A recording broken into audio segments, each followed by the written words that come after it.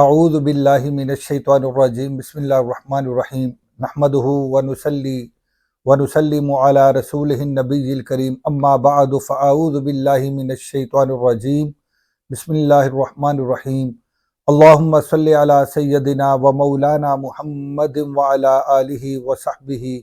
وبارک وسلم۔ معزز طلباء و طالبات و معزز سامعین گرامی، السلام علیکم ورحمۃ اللہ وبرکاتہ۔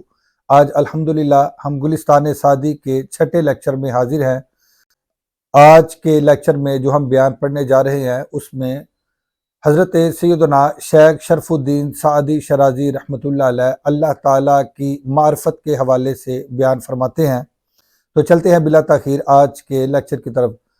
گلستان سعدی میں حضور سیدنا شیخ شرف الدین سعدی شرازی رحمۃ اللہ علیہ آپ فرماتے ہیں، عاکفان کعبہ جلالش بتکثیر عبادت معترفند۔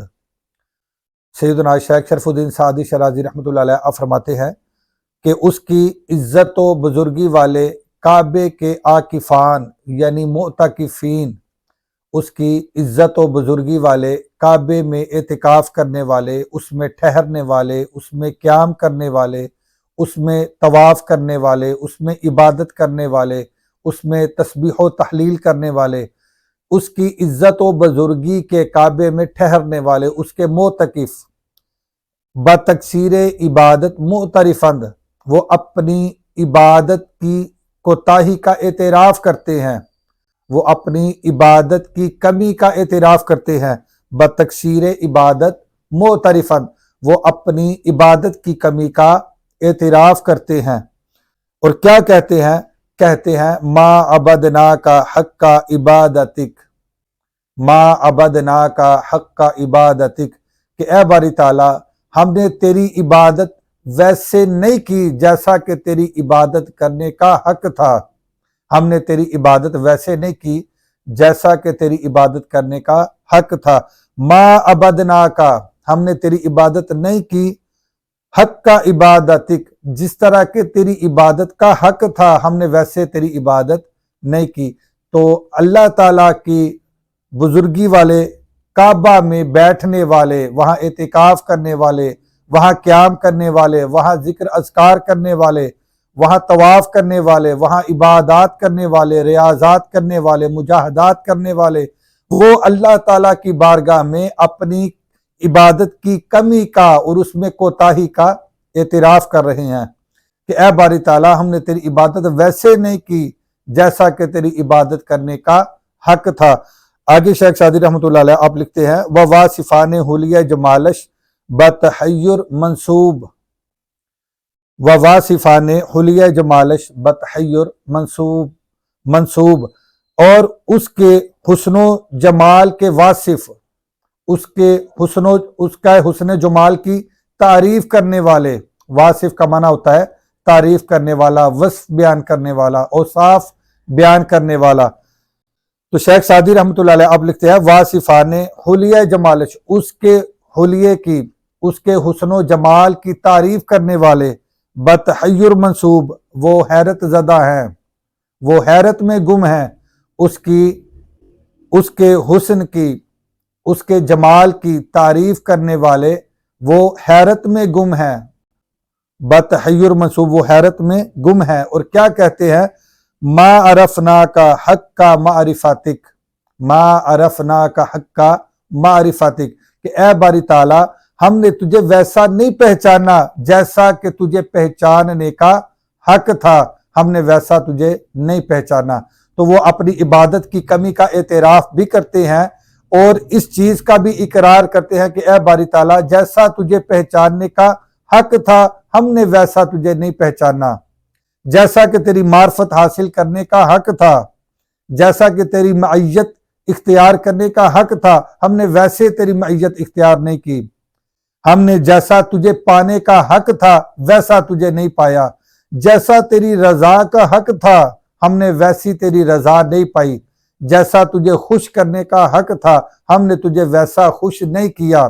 جیسا تیرے احکامات کی بجا آوری کا حق تھا ہم نے تیرے احکامات کی ویسے بجا آوری نہیں کی۔ تو یہ اللہ تعالیٰ کی